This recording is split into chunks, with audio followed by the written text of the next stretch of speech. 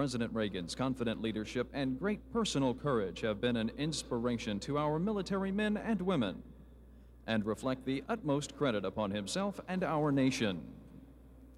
It is my distinct honor and great personal pleasure to present Ronald Wilson Reagan, 40th President of the United States, the Department of Defense Medal for Distinguished Public Service. Signed, Frank C. Carlucci, Secretary of Defense.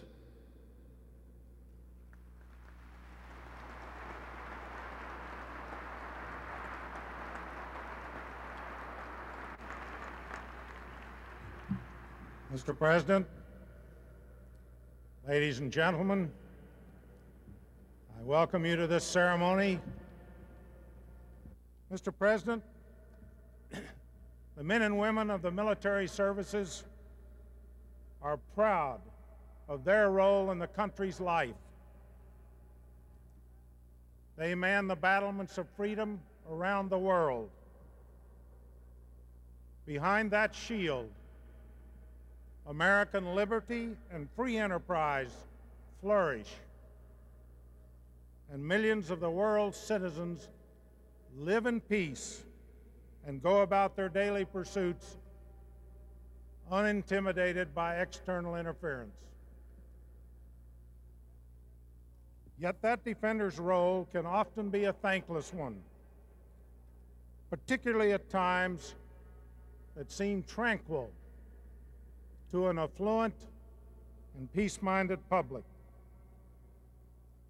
Many in this audience have served through more than one of those frustrating periods when our ability to live up to our citizens' expectations and needs was badly eroded.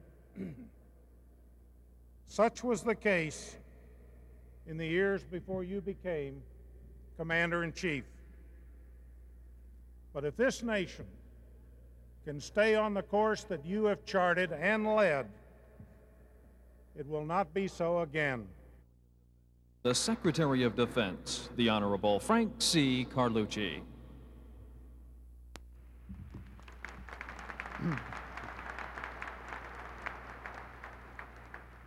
Mr. President, distinguished guests, ladies and gentlemen. Mr. President, perhaps more than any president in recent memory, you have been conscious of your special responsibilities as Commander-in-Chief.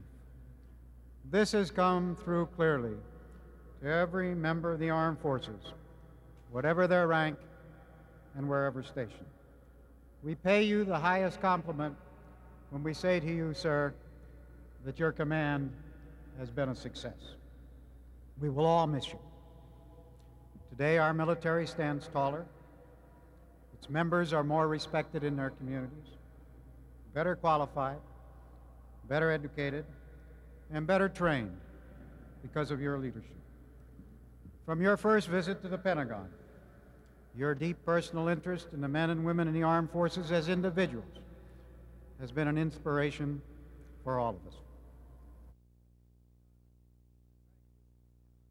Thank you.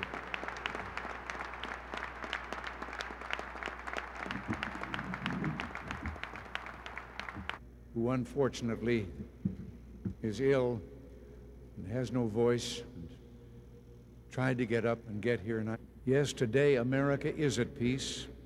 Today her defenses are strong, and she stands proud and tall in the sight of the world. And the credit, the gratitude of a nation comfortable and at peace properly goes not to me, but rather to all of you. You have made the comfortable lives of your fellow Americans possible by taking on these responsibilities by choice. And over the past 8 years, the luster has been restored to the reputation of our fighting forces. After a time during which it was shamefully fashionable to deride and even condemn service such as yours. Those days will never come again. Just ask the freedom-loving people of Grenada whether American military power is a good thing or not.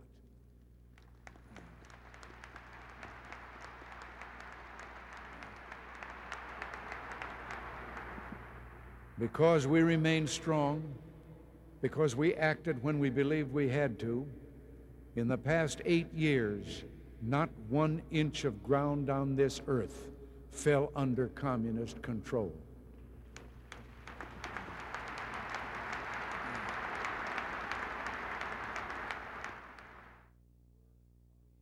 You were and are willing to fight and die for America and for freedom and democracy.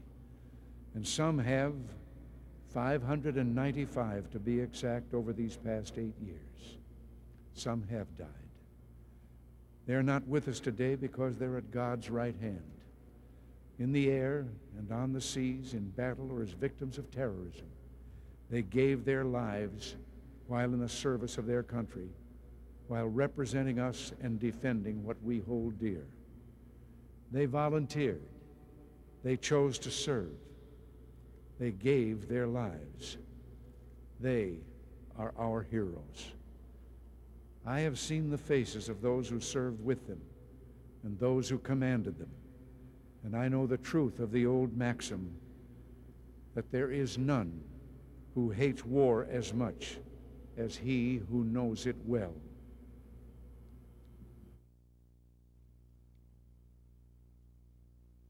Amen. In 1973.